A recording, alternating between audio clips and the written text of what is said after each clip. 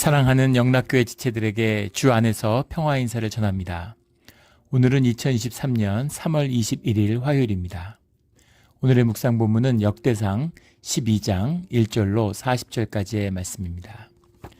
오늘 본문 말씀 12장 1절부터의 말씀은 이렇게 시작합니다. 다윗이 기스의 아들 사울로 말미암아 시글락에 숨어 있을 때 그에게 와서 싸움에 도움을 준 용사들 중에 든 자가 있었으니, 그래서 다윗을 도운 용사들의 이름을 소개하고 있는 것, 다윗이 왕이 된 과정을 소개하고 있는 것이 12장의 말씀이죠. 시글락에 숨어 있을 때라고 하는 것은 이 블레셋의 땅이죠. 이 땅은 원래 시글락은 여호수아 19장에 보면 시므온 지파가 차지한 땅입니다. 그런데 바로 블레셋에게 빼앗겨서 다윗 왕 때까지 계속 블레셋에 속해 있었죠. 블레셋의 아기스 왕이 이 시글락을 다스리고 있는데, 그런데 지금 사울 왕을 피해서 도망온 다윗에게 시글락을 거처로 내주는 거죠. 이 시글락을 거처로 왜 내줬겠어요? 다윗이 좋아서가 아니라 지금 사울하고 싸우고 있으니까, 이스라엘하고 싸우고 있으니까 이 이스라엘 내분을 일으켜야 되겠다, 내전을 일으켜야 되겠다 하는 그런 마음으로 이제 그 다윗을 도와준 것이죠. 시글락에 숨어 있는데 그때 이 다윗을 돕고자 하는 사람들이 찾아왔다라는 겁니다. 목숨을 부지하기 위해서, 그래서 그 생존을 위해서 어렵게 탈출한 그런 어려움 속에 있었는데 그 가운데 주님이 도우시는 손길을 더하는 것이죠. 주님의 역사입니다. 2절에 그들은 활을 가지고요 좌우 손을 놀려 물매를 던지며, 활을 가지며 라고 하는 것은 이들이 이미 전사고 기사라는 거죠. 활을 아무나 못 쓰죠. 그 고대 전쟁의 기록에 보면 중세 때까지도 마찬가지인데 전쟁의 희생자의 대부분 약 70% 이상이 활에 맞아 죽었다고 그래요. 활이라고 하는 것은 요즘으로 하면 미사일 같은 거죠. 굉장히 중요한 무기입니다. 그럼 다 활을 준비하지 왜 활을 갖지 못했을까? 활이 비싼 거죠. 활을 만드는 게 비싸고 활을 유지하는 것도 비쌉니다. 화살도 비싸고. 우리 한국 역사에 큰 획을 그었던 고려시대에서 조선시대로 바뀌는 위화도 회군이 있죠. 위화도에서 회군할 때 이성계가 그 회군한 명분 중에 하나가 여름철이기 때문에 이 악교가 녹아서 활을 제대로 쓸 수 없다라고 하는 것이 이유잖아요. 활을 만드는 것, 유지하는 것, 또 화살을 만드는 게 다 굉장한 비용을 수반하는 일이었다는 거죠. 또 활을 정확히 쏜다는 것도 굉장히 어려운 일이었다고 합니다. 말을 타고 활을 쏘아서 목표물을 맞추려면 10년의 훈련이 필요하다고 그러죠. 그러니까 활을 가진 용사들이 찾아왔다라는 건 이미 준비된 용사들, 이미 도움이 될 수 있고 일당백의 용사들이 다윗을 돕기 위해서 찾아왔다라는 겁니다. 주님의 역사고 주님이 보내주신 것이죠. 그들이 4절에 보면 기브온 사람 곧 30명 중에 용사요, 30명 중에 용사다, 30용사가 이렇게 이때 찾아온 사람들이다. 그래서 그 이름들이 쭉 소개되고 있죠. 근데 베냐민 지파라고 얘기하고 있는데 베냐민 지파와 유다 지파가 섞여 있는 것일 것이다, 이렇게 봅니다. 왜냐하면 5절에 보면 하룹 사람 스바다와라는 말이 나오는데, 하룹 사람이라는 게 하룹 지역의 사람이 아니라 하룹의 후손이란 뜻이죠. 하룹은 갈렙의 후손입니다. 갈렙은 이제 유다 지파죠. 우리가 잘 알다시피. 그래서 유다 지파와 베냐민 지파의 사람들이 섞여 있다라는 걸 볼 수 있죠. 근데 왜 베냐민 지파에다가 포커스를 뒀을까요? 사울이 베냐민 지파 사람이기 때문이죠. 그래서 같은 동족 사람인데, 고향 사람인데 아무래도 사울을 지지하는 사람들이 많지 않았겠어요? 근데 베냐민 지파에서 다윗을 도우려고 온 사람들이 있었다라는 건 이제 그만큼 더 쉽지 않은 결정이었으니까 더 귀하게 이제 받아들여졌겠죠. 8절에 보면 갓사람 중에서 광야에 있는 요새에 이르러 다윗에게 돌아온 자가 있었으니 이렇게 표현하고 있는데, 광야라고 하는 건 유다 광야를 얘기하는 거죠. 미드바라흐라는 건데 거친 땅 이런 말이죠. 이것은 이제 광야인데 유다 지역에 있는 유다 광야입니다. 거기에 요새라고 되어 있는데, 요새라기보다는 이제 동굴들이 있는 거죠. 이렇게 많은 동물들이 있는데 거기에 다윗이 숨어 있는 거죠. 근데 중요한 것은 다윗에게 돌아온 자가 있었으니라는 이 표현입니다. 니브덜루라는 말인데, 니브덜루라는 말이 바달이라는 말이 이제 원형이에요. 이것이 우리가 얘기하는 성별됐다, 구별됐다, 그 말입니다. 예. 구별되었다. 우리가 성별되고 주님의 성별된 성스러운 그 백성이다. 성스러운 공동체다. 이것이 세상과 구별됐다. 세상과 분리되었다라는 뜻이라는 걸 우리 여러 번 나누었죠. 근데 여기 그 표현을 쓴 거예요. 종교적인 표현이죠. 그래서 그들이 이스라엘에서 왔는데 구별된 자들이다. 성별된 자들이다. 이런 것이죠. 그러니까 존귀한 자들이다. 이런 뜻이 들어있는 겁니다. 근데 현상적으로 보면 이들은 탈영병이잖아요. 지금 사울이 블레셋하고 전쟁하고 있는데 전열을 이탈한 사람들이죠. 블레셋하고 싸우려고 내려왔다가 다윗 쪽으로 이제 도망간 사람들이에요.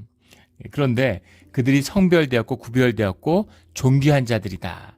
이렇게 하는 표현 가운데는 하나님의 뜻이 유다와 함께하고 있기 때문에 그것이 귀한 일이다 라는 뜻이 들어있는 것이죠. 그래서 이 모든 다윗의 왕국이 세워지는 과정이 주님이 주관하시는 주님의 일이었다라는 뜻이 들어있습니다. 늘 주님 안에서 구별되어서 세상과 현상의 눈으로 설명할 수 없는 주님의 존귀한 뜻이 사라지는 우리의 삶의 자리가 되기를 주의 이름으로 축원합니다. 14절에 이 갓자손이 군대 지휘관이 되어 그 작은 자는 백부장이요 그 큰 자는 천부장이더니, 사무엘상 22장에 보면 이 당시 다윗을 따르던 자들은 한 400여 명 되고 23장에 가면 한 600여 명으로 늘게 되죠. 그런데 다 합쳐봐야 600명인데 천부장이 있을 리가 없죠. 천부장이라는 건 1000명의 군대를 이끈다는 거잖아요. 백부장은 100명의 군대를 이끈다는 건데, 그래서 실제 백부장, 천부장으로 세워졌다는 의미가 아니라 천부장을 할 만한, 백부장을 할 만한 그런 단순히 용사, 기사일 뿐 아니라 그들을 지휘할 수 있는 1000명의 용사를 지휘하는 그런 지휘관급이 사람이다. 그러니까 얼마나 큰 용사들이 찾아왔는가라는 것을 이제 말씀하고 있는 것이죠. 또 그들이 지휘력을 갖췄을 뿐만 아니라 그들과 대적할 만한 100명을 대적하고 1000명을 대적할 만한 그런 큰 용사들이었다. 그리고 우리가 사무엘상에 보면 정말 이 다윗의 군대가 천하무적의 군대죠. 한 마음 한 뜻이 되어서 정말 백전백승의 그런 그 군대다라는 걸 볼 수 있습니다. 그래서 그런 그 뜻을 같이 하는 병사들이 모였다. 싸움 잘한다고 좋은 군대가 되는 게 아니죠. 그들이 한 마음이 되고 서로를 위해서 희생할 준비가 되어 있기 때문에 천하무적의 군대가 된 것이죠. 또 이것은 다윗의 지휘를 받는다는 뜻이 들어 있습니다. 이 지휘권이 얼마나 중요한 것인가에 대한 말은 뭐 군대에 수없이 많죠. 그런 말이 있죠. 한 마리의 사자가 지휘하는 99마리의 양이 한 마리의 양이 지휘하는 99마리의 사자보다 강하다, 이런 이야기가 있습니다. 그러니까 개개인의 용맹이 아니라 서로 하나된 단일한 지휘권에 의해서 움직이는 그 군대의 힘을 이야기하는 거죠. 그런 의미에서 하나님의 기름 부은 자 다윗의 뜻과 함께하는 자들, 한 마음된 그 군대가 큰 군대가 될 수밖에 없는 것이죠. 이런 큰 군대를 이루는 주님의 쓰임받는 우리 공동체와 교회가 되기를 주의 이름으로 축원합니다. 15절에 정월의 요단강 물이 모든 언덕에 넘칠 때 이 무리가 강물을 건너서 골짜기에 있는 모든 자에게 동서로 도망하게 하였더라. 이게 무슨 말일까? 정월이라고 하는 것은 우리 잘 알고 있는 니산월, 종교력의 1월이죠. 태양력으로 하면 3월에서 4월에 걸쳐 있습니다. 3월 중순에서 4월 중순인데 이 팔레스타인 지역의 날씨가 우리 캘리포니아 날씨와 똑같죠. 지중해성 기후입니다. 그래서 겨울에 비가 오는 거예요.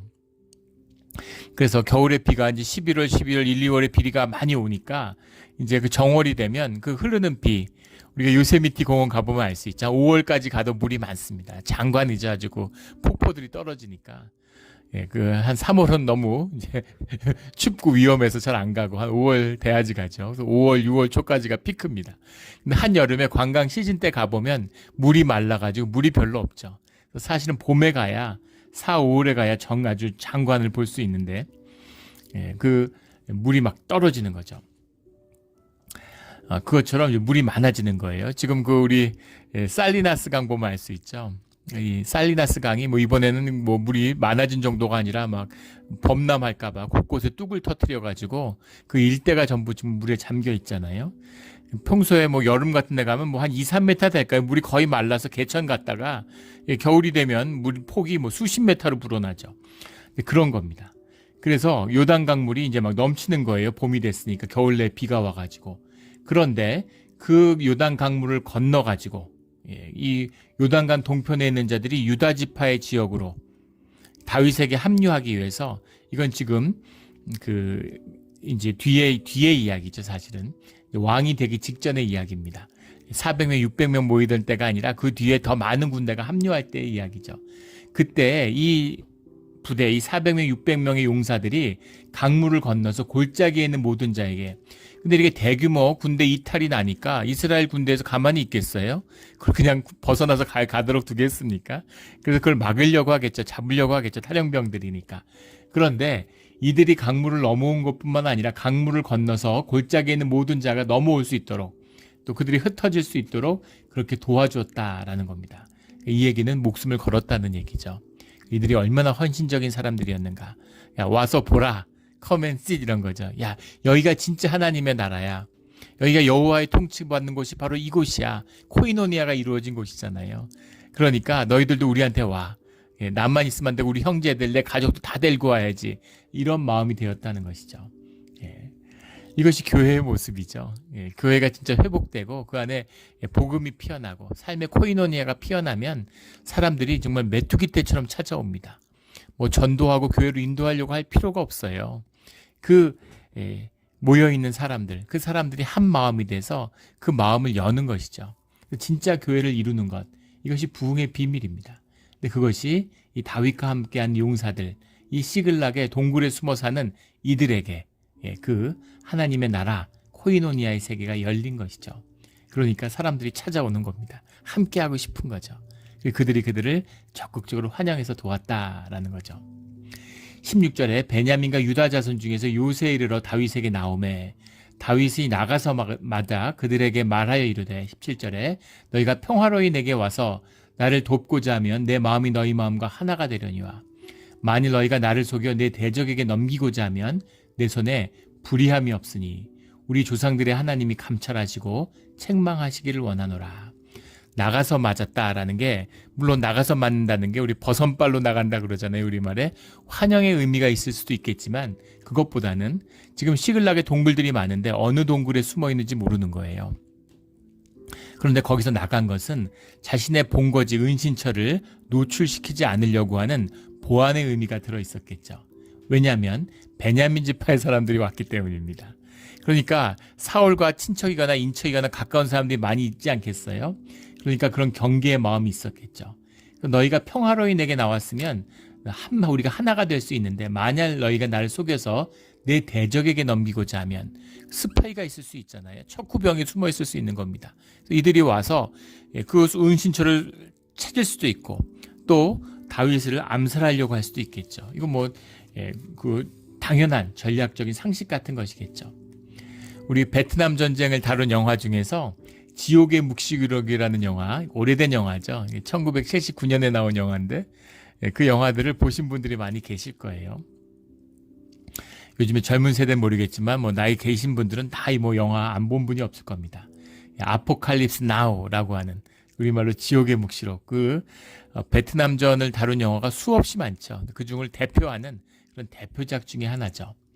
거장이라고 불리는 프란시스 포드 코폴라 감독의 작품입니다. 그의 대표작이기도 하죠. 거기 보면 마틴 쉰이라고 하는 그 주인공이 그런 특수부대의 이제 그 장교죠. 대위입니다. 근데 그가 특수임무를 받고 정글에 투입돼요. 말론 브란도가 이제 그 분한 이 공수부대 여단장인데 부대에 카리스마가 있고 부대를 데리고 전열을 이탈해 가지고 자기 왕국을 밀림 안에다가 정글 안에다 만들었어요. 근데 그걸 어떻게 할 수가 없는 거죠. 그걸 진압할 수가 없어요. 군대 사기가 낮아지니까 이 부대원 한 명을 들여보내 가지고 이 말론 브란도 그 지휘관을 암살하려고 하는 거죠. 그래서 그 부대를 다가가면서 베트남전의 실상을 고발하는 그 전쟁의 참상을 고발하는 이제 그런 내용들이 나오죠. 근데 한 명이 가서 그 부대를 와해시키는 거예요. 지휘관을 암살하는 것으로서. 근데 그것이 이제 지옥의 묵시록의 그 내용의 줄 기둥이죠. 그것처럼 특수부대 암살 때 몇 명을 보내서 다윗을 암살하는 것. 그 산속에 거기다가 또 블레셋 땅인데 거기 들어가서 그 산속에 숨어있는 동굴에 숨어있는 광야에 그것을 찾아내서 그 몇백 명 되는데 죽기로 싸우는 부대를 진압한다는 게 쉬운 일이겠습니까? 거기를 진압하려면 적어도 뭐 몇천 명, 몇만 명을 끌고 가야 될 텐데 그러다가 또 블레셋하고 전쟁 날 수도 있고 그러니까 그 일을 위해서 혹시 그런 밀정이 온 게 아닌가 하는 두려움이 다윗한테 있는 거죠. 당연하지 않겠습니까? 그런데 놀라운 것은 다윗이 그들에게 이렇게 선포하면서 우리 조상들의 하나님이 감찰하시고 책망하시기를 원하노라. 내 손에 불의함이 없으니 내가 주님의 뜻에 따라 인도하심을 받아서 주님께 순종하는 것뿐이다. 내 사리사욕을 위해서 한 게 아무것도 없다. 이 얘기죠. 그래서 우리 조상들의 하나님이라는 건 공의의 하나님, 우리 조상들의 하나님, 동일하신 하나님, 하나님이 감찰하시고 책망하시기를 원하노라. 하나님의 공의가 이곳에 임하기를 원한다. 이 말이죠. 그 말은 무엇입니까? 내게 잘못이 있다면 내가 주님의 벌을 받을게. 그리고 너희가 불의한 마음으로 여기왔다면 너희도 하나님의 벌을 받아. 그 얘기죠. 하나님 앞에서 하나님께 맡기자 이 얘기입니다. 하나님께 맡기고 그들을 품은 거예요. 그들을 받아들이는 거죠. 의심하고 감찰하고 신문하고 그렇게 하지 않고 동포니까 내가 다 받겠어. 다 받는데 그 모든 것에 대한 책임을 하나님께 드린다는 겁니다. 내가 죄가 있다면 내가 벌을 받고 너희가 나쁜 뜻으로 거짓으로 왔다면 너희가 벌을 받을 거야. 이것이 하나님의 사람의 의를 세우는 방식이죠. 주님에게 넘기는 겁니다. 주님한테 올려드려야 돼요. 교회도 마찬가지고 우리 기업으로 주신 사업도 마찬가지고 아이들도 마찬가지입니다. 주님께 올려드리면 그게 최선이 되는 것이죠. 눈으로 보이기엔 어려움도 있고 실패도 있고 좌절도 있어 보이지만 결국엔 그것이 주님 안에서 복된 길입니다. 우리의 모든 일들을 모든 것을 주님께 올려드리는 맡기는 우리 모두가 되기를 주의 이름으로 축원합니다. 아멘. 그런 주님의 은혜가 있어야 되는 거죠. 다윗이 그걸 모두 맡겨버립니다. 그러니까 참 희한하죠. 스파이가 있을 법한데 그런데 있었는지 없었는지 그러니까 다 그 안에 녹아들어서 다윗의 가는 길에 어려움이 없었던 겁니다. 18절에 그때 성령이 30명의 우두머리 아마새를 감싸시니 30명의 우두머리라고 되어 있는데 아마새의 이름이 12장의 앞에 나오는 30명의 용사 중에 없어요. 그래서 이것이 아마새가 아니라 아마사일 것이다. 뒤에 이제 압살롬의 군대 장관이 되기도 하고 다시 다윗의 군대 장관이 됐다가 요압에게 살해당한 아마사일 것이다. 이렇게 보는 견해가 많습니다. 그래서 감싸시니까 그가 이제 뭐라고 말하냐면 다윗이여 우리가 당신에게 속하겠고 이새의 아들이여 우리가 당신과 함께 있으리니 원하건대 평안하옵소서. 당신도 평안하고 당신을 돕는 자에게도 평안이 있을지니 이는 당신의 하나님이 당신을 도우심이니이다. 성령에 충만해서 주님이 주시는 주님의 음성을 선포하는 거죠. 주님이 주시는 마음을 선포하는 겁니다. 성령 가운데 하나 되는 거죠. 하나님을 높이시고 하나님에게 주관하는 걸 맡기니까 하나님이 성령님을 통해서 당신을 주장하는 것이죠. 이렇게 주 안에서 하나가 됐다. 이러니까 코이노니아가 이루어지는 거죠. 이게 되는 겁니다. 다윗이 그들을 받아들여 군대 지휘관을 삼았더라. 누군지 알겠어요. 지금 처음 왔는데 한 번 배신했는데 두 번 배신하지 않을까. 근데 그런 거 다 떠나서 주님 안에서 믿음의 고백을 하고 그리고 군대 지휘관으로 세웠다는 겁니다. 믿음의 역사죠. 믿음의 역사입니다. 19절에 다윗이 전에 블레셋 사람들과 함께 가서 사울을 치려할 때 므낫세 지파에서 두어 사람이 다윗에게 돌아왔으나 다윗 등이 블레셋 사람들을 돕지 못하였음은 블레셋 사람들의 방백이 서로 의논하여 보내어 이르기를 그가 그의 왕 사울에게로 돌아가리니 우리 머리가 위태할까 하노라 함이라. 이것도 기가 막힌 이제 말씀인데 여기 므낫세 지파에서 두어 사람이 다윗에게 돌아왔다. 지금 블레셋이 사울과 같이 전쟁을 벌이려고 하고 있는 겁니다. 근데 그 중에서 몇 명의 투항병이 나왔다는 거죠. 여기 돌아왔으나 근데 이것이 8절에 다윗에게 돌아온 거는 전혀 다른 말이에요. 나팔루 다위드 이렇게 되어 있는데 나팔루 알이라는 말은 이것은 이제 아리 투 누구누구에게 다윗에게 돌아왔다 이런 말이죠. 근데 여기서는 나팔루라는 건 우리가 앞에 나왔던 닙덜루라는 말하고는 다른 겁니다. 닙덜루는 구별됐다라는 뜻이라면 나팔루는 말 그대로 뭐 배신했다, 타령했다, 돌아섰다, 뭐 등을 쳤다 이런 말이에요. 나쁜 말이죠. 예. 근데 그 가운데 타령한 사람들이 있었다는 겁니다. 하나님의 기가 막힌 역사죠. 지금 다윗을 아기스 왕이 보호하고 있잖아요. 시글락에. 그런데 블레셋이 이스라엘하고 전쟁을 하는데 다윗이 용병이 되어서 나가서 싸우라고 얘기하는 겁니다. 다 이스라엘 동포들 이용해서 동포들하고 싸우니까 지금 뭐 아기스 왕은 이래저래 좋은 거죠. 예, 이래도 좋고 저래도 좋고. 그런데 다윗의 입장에서 보십시오. 자기 동포들을 이끌고 동포들 형제들과 싸운다는 게 말이 됩니까? 엄청나게 힘들었을 거예요. 예, 엄청나게 힘들고 말도 안 되는 일입니다. 이런 일이 가능하겠어요? 예, 그리고 이거는 정말 씻을 수 없는 민족의 배신자가 되는 거예요. 무슨 이유든 간에 동포를 상대로 활을 쏘고 칼을 겨눈다고 하면 이게 얼마나 가슴 아픈 일입니까? 있을 수 없는 일이죠. 명분을 잃고 어떻게 동포들을 살육한 자가 이스라엘의 왕이 될 수 있겠어요? 그런데 중요한 건 뭐냐면 이런 말도 안 되는 상황에서 주님의 인도하심을 다윗이 믿고 따랐다는 겁니다. 이게 핵심이죠. 상황이 어떻게 될지 모르고 아무리 봐도 이건 아닌데, 이건 말도 안 되는데, 주님이 이건 아닙니다. 이런 게 아니라 주님이 말씀하시니까 주님이 좋은 뜻이 있겠지, 주님의 선한 뜻이 있겠지 하고 주님을 믿고 따랐다는 것이죠. 이렇게 해야 되는 거예요. 주님이 어떻게 인도하실 줄 알고 주님의 크신 뜻을 어떻게 합니까? 신뢰함이죠. 믿음입니다. 믿음으로 믿고 따르면 주님이 그 길을 인도해 내시는 거예요. 예, 판단할 필요가 없습니다. 예, 종이 뭘 판단하겠어요? 주인이 판단을 하는 거지. 주님이 판단을 하시는 거죠. 그래서 다윗이 또 그것을 거역하고 안 나가면 블레셋 왕이 그냥 두겠어요? 딜레마라고 그러죠. 전쟁에 나가지 않으면 블레셋 왕이 이놈이 나를 배신했어 이때까지 보호해줬더니 블레셋 왕이 공격을 받겠죠. 나가서 이스라엘하고 싸우면 이스라엘 사람들의 마음을 잃게 되겠죠. 이러지도 저러지도 못하는 상황에서 블레셋 왕을 따라갔는데 블레셋 사람들을, 근데 거기서 므낫세 지파의 투항병이 나왔다는 거예요. 그래서 다윗 진영으로 넘어오니까 블레셋 사람들이, 방백들이 5개국 연합체잖아요.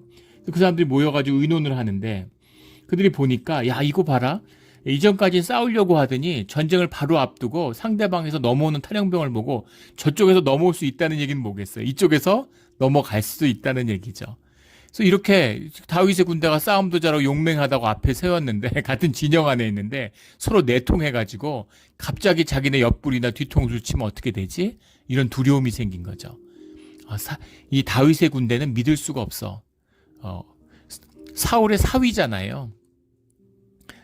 언제 화해하고 언제 등을 돌릴지 어떻게 알아? 이런 불신이 생겨가지고 그가 왕 사울에게 돌아가서 우리의 머리가 위태할까노라. 다윗이 배신하면 큰일 나니까 다윗은 믿을 수가 없으니까 전쟁에 참가시키지 말자 이렇게 된 거죠. 그러니까 다윗은 블레셋 왕과의 신의도 지켰고 또 이스라엘과의 한테 적 칼을 겨누는 그런 것도 피할 수 있게 된 것이죠. 기가 막힌 사건입니다. 하나님의 성령의 역사죠. 이 몇 명의 탈영병이 이런 역사를 이루는 거예요. 불의한 일 같이 보이지만 그것이 주님에게 쓰임을 받으면 주님의 의로운 뜻, 모든 것이 협력해서 선을 이룬다라는 것이 이런 말씀이죠. 우리 삶 가운데 모든 것이 주님 뜻 가운데 협력해서 선을 이루기를 주의 이름으로 축원합니다. 22절에 가면 그때 사람들이 날마다 다윗에게서 돌아와서 돕고자 할 때 하며, 이것은 이제 길보아 전투 후의 일이죠. 지금 그 길보아 전투에서 사울이 죽고 이제 이스보셋의 북이스라엘과 남쪽의 유다 지파의 왕국으로 있는 그 7년 반의 기간을 의미하는 겁니다. 그때 사람들이 계속 다윗 지파에 와서 군대에 합류했다는 거죠. 그래서 큰 군대를 이루어 하나님의 군대와 같았더라. 그러니까 그들의 다윗의 부대의 사기와 다윗의 부대의 위상이 어떤 것이었는지 하는 걸 보여준 거죠. 뭐 전쟁을 하고 말 것도 없죠. 이런 군대를 이루면 전쟁이 일어나질 않습니다. 누가 대적을 하겠어요. 23절에 싸움을 준비한 군대 지휘관들이 헤브론에 이르러 다윗에게로 나와 헤브론에 있을 때 유다 지파의 왕일 때 얘기죠. 다윗에게 나와서 근데 여기서 7년 반을 훌쩍 건너뛰어서 유다 지파의 왕국의 왕으로 있을 때가 아니라 이제 이스라엘의 왕이 될 때의 이야기입니다. 이스라엘의 왕이 되는 순간으로 건너뛴 거죠. 이것은 역대기의 초점이 유다 지파의 왕으로서의 다윗이 아니라 이스라엘, 온전한 이스라엘의 왕이 된 그런 신정 일치 사회의 다윗왕 이 이야기인 거죠. 싸움을 준비한 군대 지휘관들이 근데 그 군대 지휘관과 괴수되는 이제 명단이 나오는데 사무엘하 5장에 나오는 이야기가 여기 다시 반복되고 있습니다. 군대 지휘관들이라고 돼 있는데 미스페레 라세라는 말이에요. 미스페레 라세라는 말인데 미스페레라는 건 넘버라는 뜻이고 라세라는 말에는 이제 우두머리라는 뜻이 있습니다. 그래서 지휘관들이라고 썼는데 라세라는 말에는 넘버라는 뜻이 들어있어요. 총수라는 뜻이 들었습니다. 모든 넘버. 이거 무슨 말이냐면 모든 전쟁하고 있는 용사들, 군인들이 전부 함께 나왔다 이런 말입니다. 24절부터 계수된 숫자가 나오고 있기 때문에 군대 지휘관이라기보다는 싸움을 준비한 모든 용사들이 이렇게 번역했으면 더 맞겠죠. 그래서 이제 유다 지파부터 뭐 시몬 지파, 뭐 쭉 지파들이 나옵니다.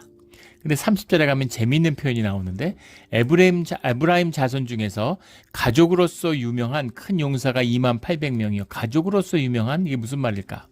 에브라임 지파는 원래 용사의 지파로 유명하죠. 그래서 수많은 전사들이 나온 싸움을 가장 잘하는 그런 지파입니다. 근데 가족으로서 유명한이라는 말이 세모트, 러베트, 아보탐이란 말인데 세모트라는 게 famous 말 그대로 유명한 러버트라는 건 이제 throughout 이런 거죠. 그리고 아보탐이라는 말은 이제 of their father 이런 겁니다. 그들의 아버지, 그들의 아버지들, 그들의 조상들을 통해서 유명해진 그러니까 자자손손이 용사가 많았기 때문에 그 용사의 집안에서 용사가 나겠죠. 본 게 있으니까.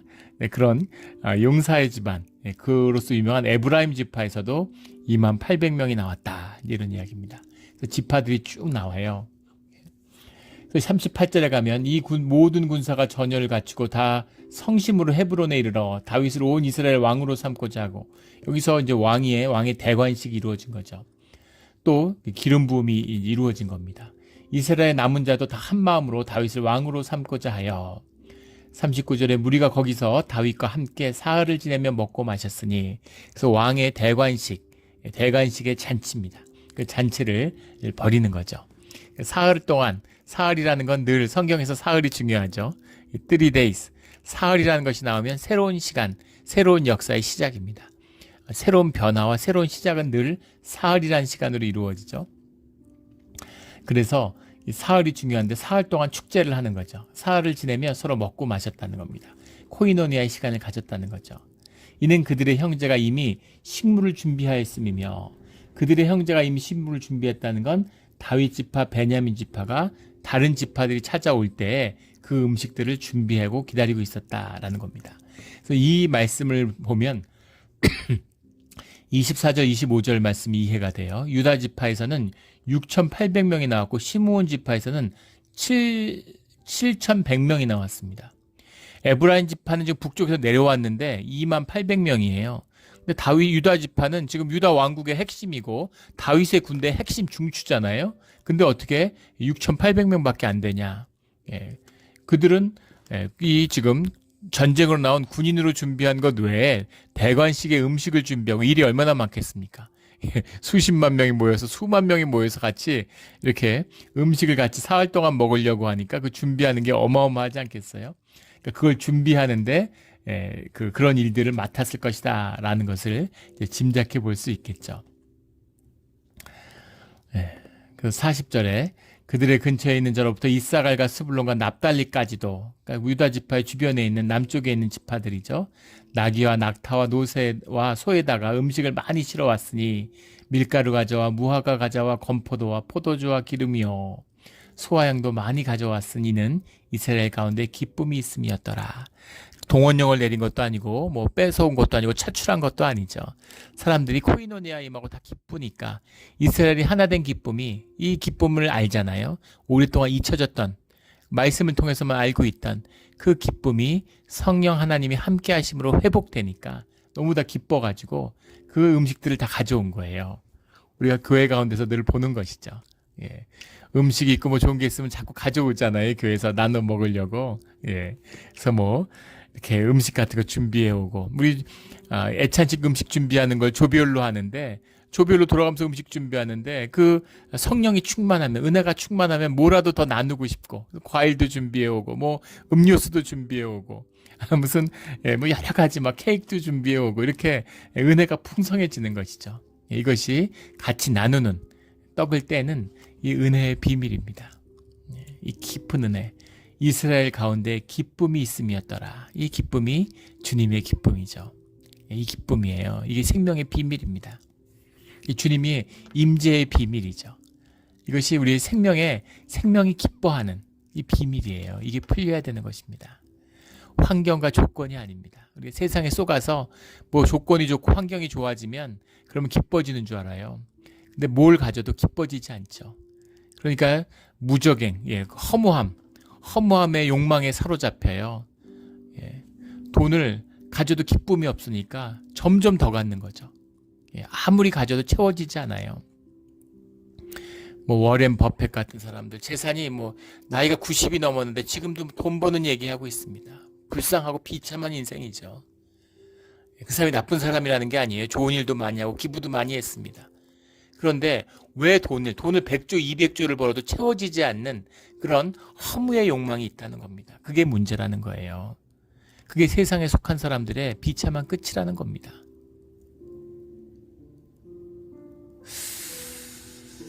그거 참 안타까운 일이죠.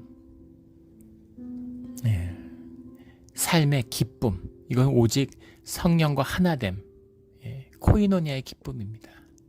여기서 흘러나오는 거예요. 이 기쁨이 우리 공동체와 교회와 예배 가운데 회복되어서 생명이 충만한 우리 삶의 자리, 믿음의 자리가 되기를 예수 그리스도 이름으로 축원합니다. 아멘. 함께 기도드리겠습니다. 하나님 아버지 감사합니다. 오늘 다윗이 왕이 되는 이야기지만 그가 왕이 되기 위해서 함께한 모든 사람들이 주님 안에서의 주인공이고 주님의 부르심을 받은 구별된 성스러운 삶임을 우리에게 보여주시는 것에 감사드립니다. 주님, 우리가 주님께 부름을 받아서 주님의 공동체를 이뤘습니다.